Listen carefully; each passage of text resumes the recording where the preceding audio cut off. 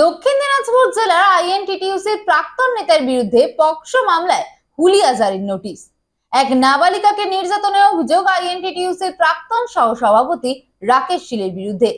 জানা গেছে গত 28শে মে অভিযোগ জমা পড়ে। অভিযোগ পেয়ে পুলিশ পক্সো ধারায় মামলা রুজু করে। সেই মামলায় ফেরা রাকেশ শীলের নামে হুলিয়া জারি করে আদালত। শুক্রবার হুলিয়া জারির সেই নোটিশ দক্ষিণ দিনাজপুর জেলার সদর শহর বালুরঘাট এলাকার নারায়ণপুর এলাকায় অবস্থিত তার বাড়ির দরজায় সাটিয়ে দেয় পুলিশ। শুধু বাড়িতে নয়, জনবহুল এলাকা বালুরঘাট বাস স্ট্যান্ডের গেট ও শরৎ সেতু রোডে অবস্থিত ব্যবসা প্রতিষ্ঠানেও সেই নোটিশ পুলিশ লাগিয়ে দিয়েছে। এই ঘটনাকে কেন্দ্র করে দক্ষিণ দিনাজপুর জেলা সহ বালুরঘাট জুড়ে চাঞ্চল্যের সৃষ্টি হয়েছে।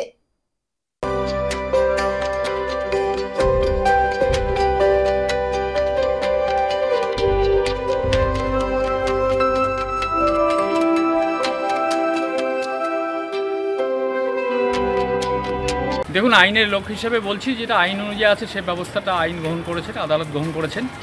এই সম্পর্কে আমাদের কিছু বলার নেই। আর রাকেশ শীল তৃণমূল কংগ্রেসের নেতা ছিল কিনা জানি না, সে ব্যাপারে আপনারা যে প্রশ্নটা করছেন সেটা আমাদের ঊর্ধ্বতন কর্তৃপক্ষের কাছে, আমাদের দলীয় যেটা কর্তৃপক্ষ আছে তাদের কাছে জিজ্ঞাসা করবেন। হ্যাঁ, বর্তমানে উনি কোনো সদস্য নয়, কোনো জায়গায় কোথাও কোনো নেই, কোনো সংগঠনের কোথাও জায়গা নেই। আইনের পথে চলবে। কেউ যদি অপরাধ করে থাকে তার বিরুদ্ধে আইন হবে, আইনত ব্যবস্থা হবে। দেখুন, আরজিকর কাণ্ডর পর তৃণমূল কংগ্রেস ড্যামেজ কন্ট্রোলের নামে এগুলো করছে, লোক দেখানো। রাকেশ শীলকে হুলিয়া, রাকেশ শীল কোথায় যাচ্ছে তৃণমূলের সব নেতা জানে, পুলিশ প্রশাসন জানে।